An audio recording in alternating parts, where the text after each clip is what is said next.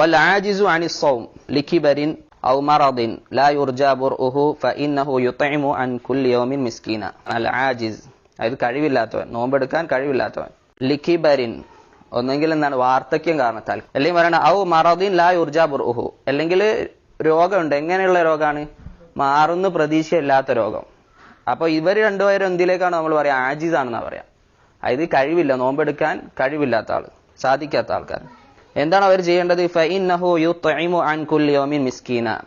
അവരെന്ത് ചെയ്യട്ടെ? ആ ഓരോ എത്രയാണോ നോമ്പ് ഒഴിവാക്കിയിട്ടുള്ളത് അതിനൊക്കെ പകരമായിട്ട് ഭക്ഷണം കഴിപ്പിക്കട്ടെ ആരെ? മിസ്കീനുകളെ. ഇത് ജുംഹൂർ ഉലമാക്കളുടെ അഭിപ്രായമാണ്. ഷെയ്ഖ് ഇവിടെ കൊടുത്തിട്ടുള്ളത് അധിക പണ്ഡിതന്മാരുടെ അഭിപ്രായമാണ്. ഇവരെന്ത് ചെയ്യണം? ഓരോ ദിവസം ഭക്ഷണം കഴിപ്പിക്കണം. നോമ്പ് ഇപ്പൊ ഒരു ദിവസം ഇപ്പൊ 30 ദിവസം നോമ്പെടുത്തില്ല, അപ്പൊ എന്ത് ചെയ്യണം? 30 ആൾക്കാരെ ഭക്ഷണം കഴിപ്പിക്കണം. അല്ലെങ്കിൽ ഇവിടെ ശരി 30 ആളുകളുടെ എണ്ണം തികയ്ക്കണമെന്ന് വെച്ചാൽ ആവശ്യമില്ല. 30 ആൾക്കാർ ഇപ്പൊ നമുക്ക് 30 ആൾക്കാർ തന്നെ വേറെ വേറെ ആയിട്ട് കൊടുക്കണമെന്ന് വെച്ച് കഴിഞ്ഞാൽ നിർബന്ധമല്ല. മറിച്ച് എന്ത് ചെയ്താൽ മതി?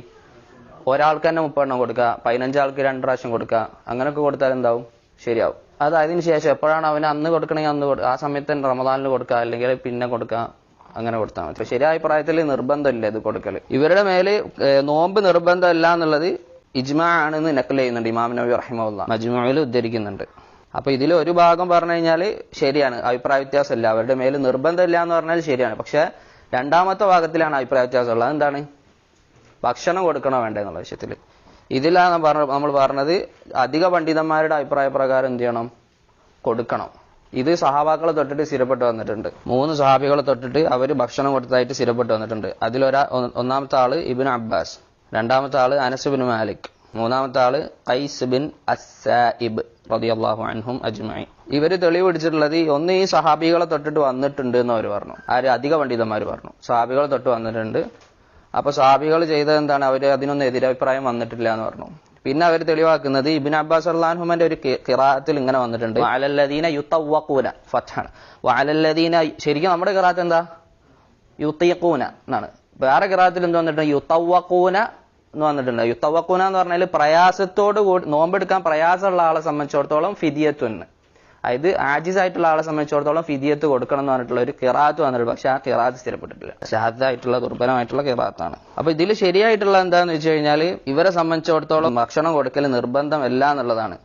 എന്താണ് അതിന് കാരണം എന്ന് വെച്ച് കഴിഞ്ഞാൽ അതിന് വ്യക്തമായിട്ടുള്ള ഒരു തെളിവ് വന്നിട്ടില്ല. അങ്ങനെയുള്ള അഭിപ്രായം തിരഞ്ഞെടുത്തവരാണ് ഇമാം മാലിക്കും ഇമാം സൗരി, അബൂ സൗർ, അതുപോലെ പല പണ്ഡിതന്മാരും. പിന്നെ താബീങ്ങളിൽപ്പെട്ട പലരും എന്ത് ചെയ്തിട്ടുണ്ട്? ഈ അഭിപ്രായം തിരഞ്ഞെടുത്തിട്ടുണ്ട്. ഇബ്നു ഹസം റഹിമഹുല്ലാഹ് അദ്ദേഹം പറയാണ്, അശ്ശൈഖു വൽ അജൂസ് അല്ലദാനി ലാ യുതീഖാനി സ്വൗം ഫസ്സൗമു ലാ യൽസമുഹുമാ.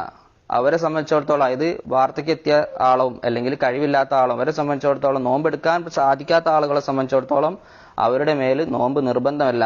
ഖാല അല്ലാഹു പറഞ്ഞത് ലാ യുകല്ലിഫുല്ലാഹു നഫ്സൻ ഇല്ലാ വസ്അഹാ.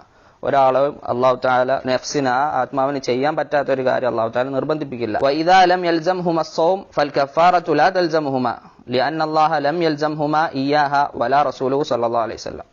അവർക്ക് നോമ്പ് നിർബന്ധമല്ല എന്നുണ്ടെങ്കിൽ അവർക്ക് അതിന് പകരം കഫാറത്ത്, അതായത് ഫിദിയത്ത് കൊടുക്കലും അവരുടെ മേൽ നിർബന്ധമല്ല. കാരണം അല്ലാഹുവോ റസൂലോ ഒന്നും എന്ത് ചെയ്തിട്ടില്ല? ഇത് നിർബന്ധമാക്കിയിട്ടില്ല. അതുപോലെ ശൈഖുനാ യഹ്യ ഹഫിദഹുല്ലാഹ് പറയുന്നുണ്ട്, നബി സല്ലല്ലാഹു അലൈഹി വസല്ലമയുടെ കാലത്ത് അങ്ങനെ ഉണ്ടായിട്ടുണ്ട്. അപ്പൊ നമുക്കറിയാം ഈ ആജിസ് എന്ന് പറഞ്ഞ വാർദ്ധക്യത്തിയ ആളും അതുപോലെ തന്നെ മാറാരോഗമുള്ളതും നബി സല്ലല്ലാഹു അലൈഹി വസല്ലമയുടെ കാലത്ത് ഉള്ളതാണ്. എന്നിട്ട് പോലും നബി സല്ലല്ലാഹു അലൈഹി വസല്ലമനെ തൊട്ടിട്ട് എന്ത് ചെയ്തിട്ടില്ല? വന്നിട്ടില്ല. അവർ നിർബന്ധമായിട്ടും ഭക്ഷിപ്പിക്കണം എന്നുള്ള രീതിയിൽ ഒന്നും വന്നിട്ടില്ല. കാരണം നോമ്പ് നിർബന്ധമാക്കിയിട്ടില്ലെങ്കിൽ പിന്നെ എങ്ങനെയാണ് ഇതിന് പകരം ഭക്ഷണം കൊടുക്കൽ നിർബന്ധമാക്കുന്ന പറയാം?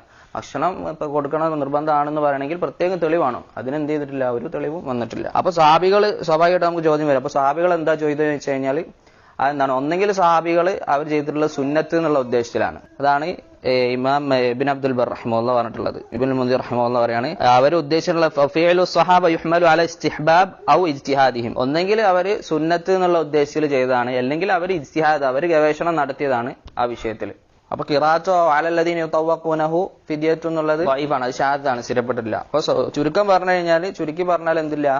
ഇതിന് വ്യക്തമായിട്ട് ഒരു തെളിവില്ല. ഇനി ആരെങ്കിലും കൊടുക്കുകയാണെന്നുണ്ടെങ്കിൽ സുന്നത്താണ്, അതായത് ഈ സഹാബികളെ തൊട്ട് സ്ഥിരപ്പെട്ട് വന്നിട്ടുണ്ടെങ്കിൽ മാത്രമായിട്ടുള്ള രീതിയിലേ കൊടുക്കാൻ പറ്റുള്ളൂ. ഇനി ഈ വാർദ്ധക്യം എത്തിയിട്ടുള്ള, നമ്മൾ പറഞ്ഞു ആജിസ് ആയിട്ടുള്ള വാർദ്ധക്യ കാരണോ അല്ലെങ്കിൽ മാറാരോഗമുള്ള ഒരാൾ നോമ്പ് എടുത്താലോ നോമ്പ് സഹിഹാണ്.